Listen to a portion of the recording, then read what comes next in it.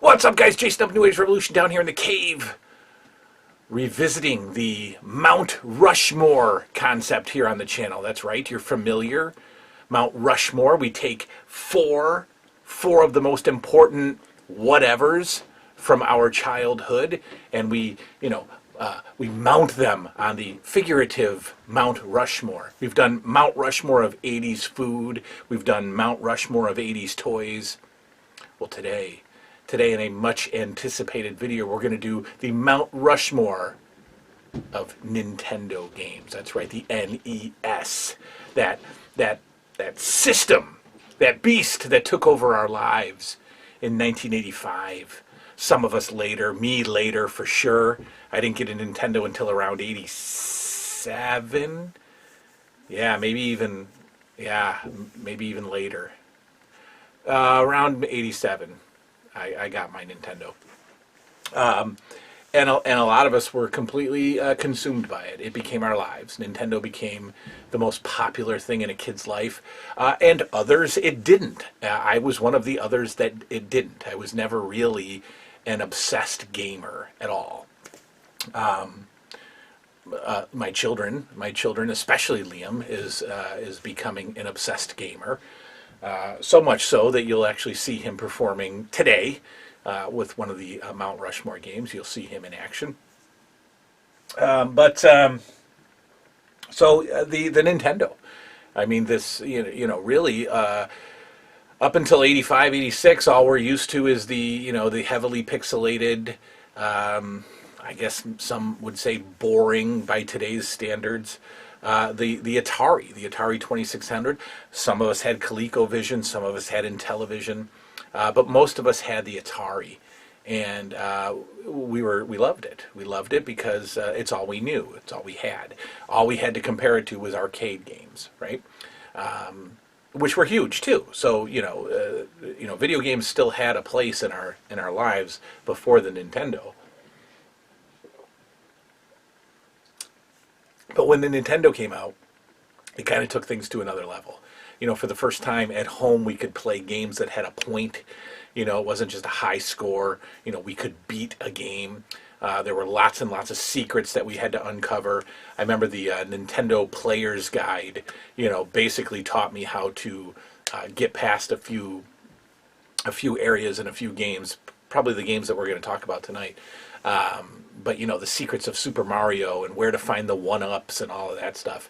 And without that Nintendo's Player's Guide, you were kind of lost, especially when it came to Legend of Zelda, right? You had to have the map, sorry.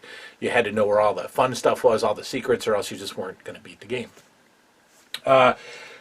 So, of course, we're going to include the Nintendo when we talk about the Mount Rushmore. Now, the fun thing, I think, about this episode, and again, I want you to keep in mind, the Mount Rushmore concept here on this channel is our own personal favorites, our own four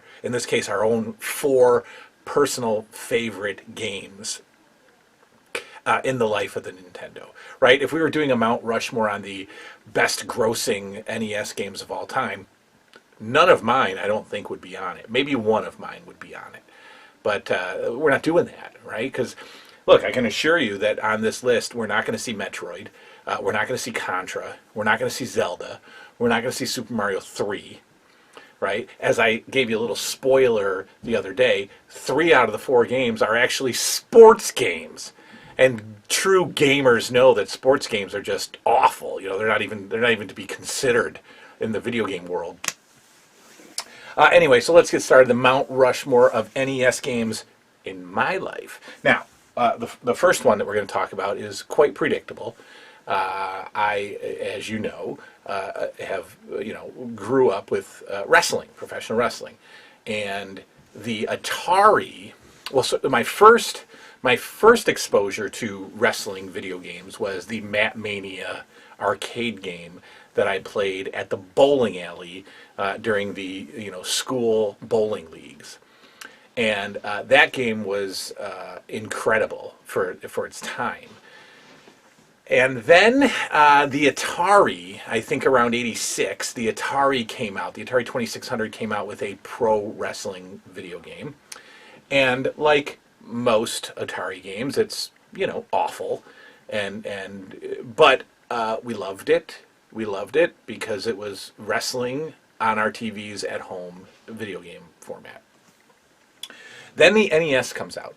And while the NES has been pretty heavy with wrestling games, Tecmo Tag Team Wrestling, Tecmo World Wrestling, the WWF has, 3 or 4 games for NES. There's the original pro wrestling game. Today, still is remembered fondly by us, by our 80s kids, our 80s family. You still see, references to Starman and a winner is you, the off, grammar or whatever of the game. And in fact, when you we got the WWE 2K22 game, and in the custom arenas section, there's an NES Pro Wrestling Arena. So it's still a popular game. People still love it. I think it was probably the first at-home wrestling game that was really a wrestling game. So let's take a look. We're not just going to add stock footage here. Let's play a little bit of NES Pro Wrestling right here. We're gonna, we'll do this with the other 4 games, with all 4 games anyway. So I was always Starman because his move set, as they say, I like it. I like his flying attacks. So let's go. So this looks a lot like Map Mania. There's the back flip kick of Starman. So this game actually looks like Map Mania. This is what Map Mania looked like in the arcade. And I think that's another. I'm getting killed, but that's another reason why I liked it so much was how much it looked like Map Mania. Here we go. Oh, there's the flying knee. I missed that. Oh, I can't get the brain buster up. So it's already giving me that sound that I'm about to lose. Look, I have not played this in a long time, and obviously I'm getting destroyed. Let's see if I can do the flying. There it is. That's like the Mil Mascaris flying attack. And then, like with this game, you just do this over and over again, right? There you go. Now he's weakened, and here we go. You do it again. Now you had to beat like, I don't know, 10 guys to win the title, and then I think you had to beat them again, and then you played some character named Great Puma or Giant Puma, and I never played him. I never got to that guy. I never got that far. Let's see if I can do the brain buster now. How do you lock up again? Oh, I might just get the pin. No. All right, how do you... There we go. And then there's a sound when you've got the guy finally beaten. There's this horrible sound. That means your guy... Oh, I got beat. That means that your guy is ready to... We'll do it again. Nah, we didn't get it yet. Can you pick him up? No. I think you can. Nope, still didn't get the win. Let's do the Mil Mascaris. There we go. We get a pinfall now. No, maybe one more brain buster. No, not yet. Let's see if I can get him now. Alright, Starman gets the Duke. Thank you very much. Okay, so pro wrestling is on my Mount Rushmore list. Absolutely. Okay, let's get that out of here. Coming up next, the second game on my Mount Rushmore list. Now, again, you're going to be surprised and will probably disagree. But remember, I'm not much of a gamer as a kid, and the Nintendo is just, gives me an opportunity to play things that I'm interested in. So, Bases Loaded. Bases Loaded is on my Mount Rushmore of NES games for a lot of different reasons. For one, it's a million times better than any of the baseball games we had from Atari. It's worlds better than that, and it's like real baseball action, right? So what was great about this, it's password. You can enter a password. So the whole point of this game is, again, to play through all of the teams and win the pennant. So you could put in a password. The teams are generic, obviously. I'm Utah for some reason right now, and I'm about to play against Omaha. So Utah and Omaha are playing against each other here. You pick your pitcher. Omaha picks their pitcher, and off you go. The memories of this game, though, are from me managing my own season. So obviously there's no stats. There's no win-loss records other than this, defeat the pennant, defeat every team, win the pennant concept. So I would carry around a notebook, and I would keep the at-bats. One down. I would keep the at-bats and the stats for all of my hitters. Not necessarily the win-loss records, but the players' stats. And so, I would have my home run leaders and my doubles leaders, and I loved it. And I think the team I used the most in this game was DC. There was a player named Storm on one of the teams, and he was like the 40 home run guy. And in addition, my pal, my childhood pal, and I would play, and we would maintain our own seasons through these notebooks. So let's see if I can strike out the side, or get the side out here. So far, I'm pitching a no-hitter. First two batters. Ooh, I almost plunked him.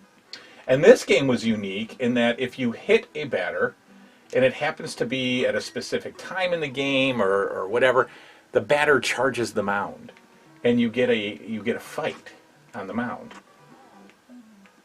And then I think both players are ejected. Like that's well beyond, or well before its time, that whole concept.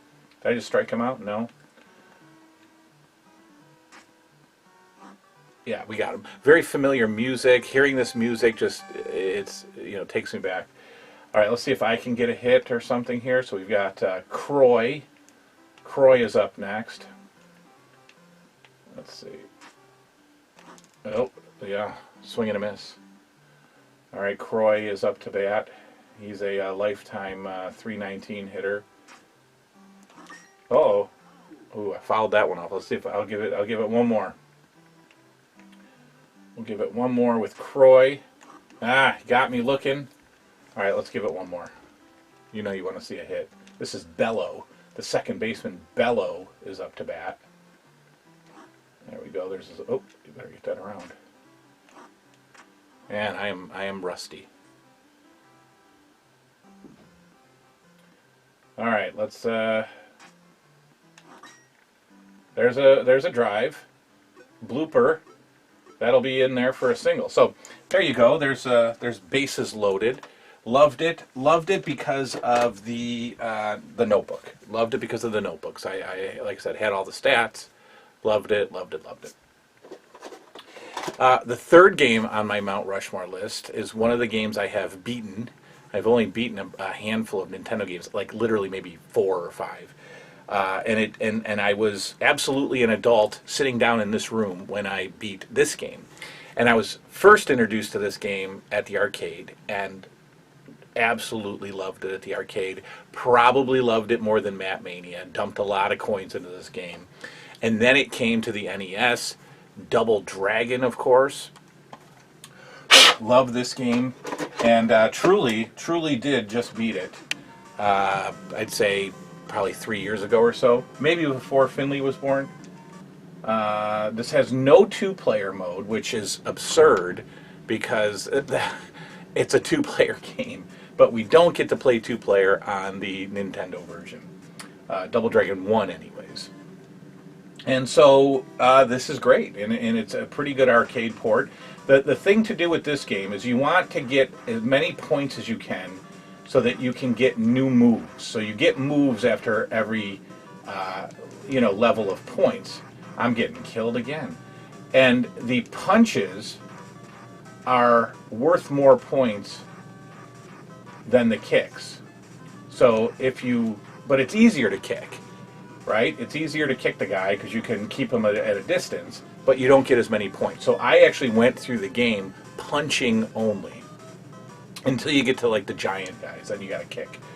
But for the first like 2 or 3 stages, you have to just punch. Wow, I'm getting killed.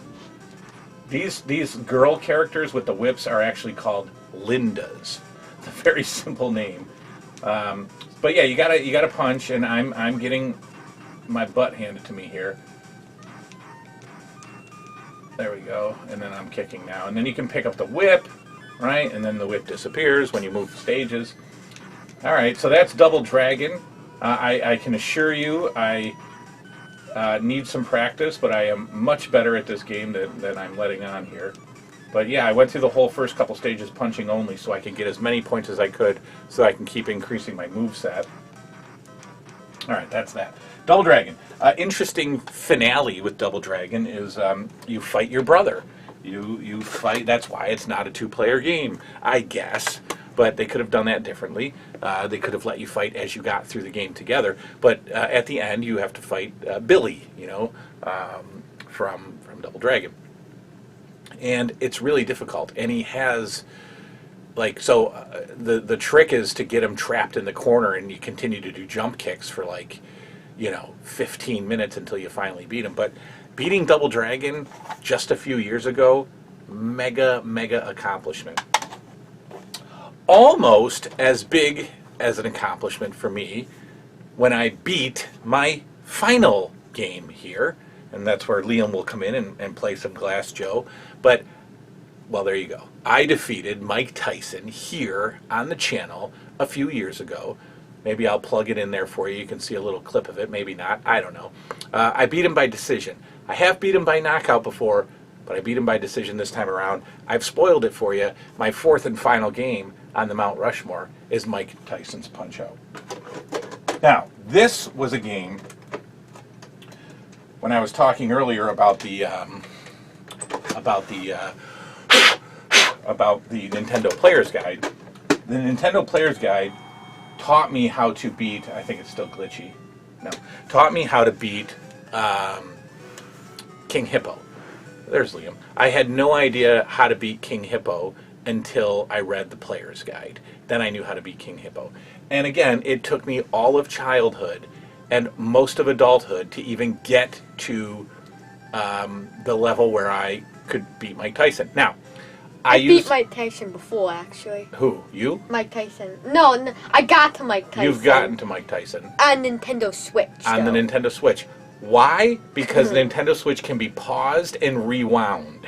So every time you got knocked out, you would rewind it and play. But anyway, I kept putting in the code over and over again on Mike Tyson and memorized his pattern and beat him. And it was a mega accomplishment. Have I sat down and played from Glass Joe to Mike Tyson and beat it? No. But I have beat Mike Tyson, and that's good enough for me. So Liam's going to get a little shot at Glass Joe here. Let's make sure they can still see. All right. So let's see how fast you can. Now you haven't played this in a long time either. I know. So it's been a while. It's just like when Nintendo Switch, but it's a little. Now, if you watch some of the playthroughs, the speed runs on YouTube of Mike Tyson's Punch-Out, it gives you some insight into how fast it should really take you. And I think Glass Joe can be beaten in like 40 seconds. But Liam's not going to do that, I can tell you right now. So, he's beating up Glass Joe. Now you got to punch him in the face. There you go. Down goes Glass Joe. Now I think he'll get up. I've beaten Glass Joe. You've taken it all the way to Mike Tyson. Yeah. On the Switch, which is rewindable.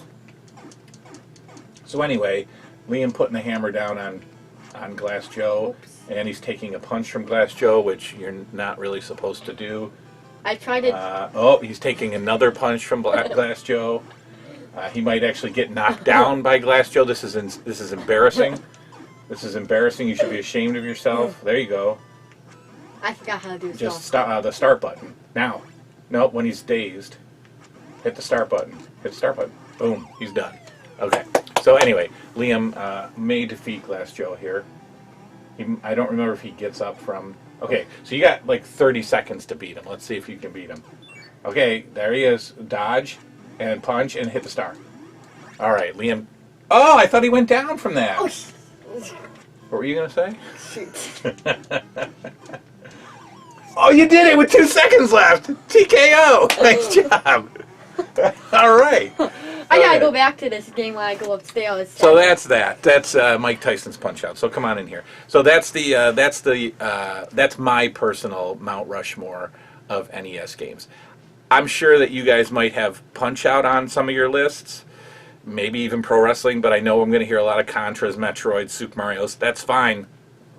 It was just never my thing. I wasn't good at them. I truly was not good at You them. weren't good at Mario. I wasn't good at Mario. I mean, That's very embarrassing to say. Well, I have beaten Super Mario 1, but when I hear people talk That's about easy. beating Mario 3, I'm like, it's impossible. Like, how did you do I've it? almost done it. Oh, which one's Mario 3? The one with the tail? Yeah, the raccoon tail. I've done it on the Nintendo Switch. There's like The this, Nintendo Switch doesn't count. special edition that has you go all the way to the end. I skip all the way over Oh, to... very good. Yeah, the Nintendo Switch. If you don't have the Nintendo, you can get the Nintendo. So the Switch, you can download the Nintendo package. You can download the Super Nintendo package. Now you can download Sega Genesis and N64 package. But with the Nintendo Switch, you can not warp, but you can warp. Like not officially in the game, you can just set the game to bring you to the very last No, board. there's like limited editions. Yeah, limited editions like of games. there's a Metroid one, and then there's a Super Mario one, and Right. there's some games that I don't even Right, know. where that you don't- can just skip to the very end and fight the last guy. So Liam's saying, "Oh, I almost beat Super Mario." No, I you did skipped to the end. So that's that. Mount Rushmore of NES games with some bonus gameplay. Let me Yeah. know yours, and we'll come up with another concept of Mount Rushmore. Food? I did food. Drinks? Drinks of the 80s? I did Kool-Aid. Kool-Aid was on my drinks of the 80s, or food of the 80s. I don't know. We'll do like cartoons. Horror? Horror? Yeah, I'm gonna do that. I'm gonna do my favorite Friday the 13th movies. I don't even know any of those. Yeah, I know. You didn't even watch Jaws with me. Anyway, that's Mount What? Rushmore. That's Mount Rushmore. We'll, I watched Godzilla Yes, you did. and Jurassic World, every single Jurassic World. Every single one. Yes. You want to take over the show? You want to make this all about you? Yeah. Okay. Bye-bye. Bye-bye. Bye now.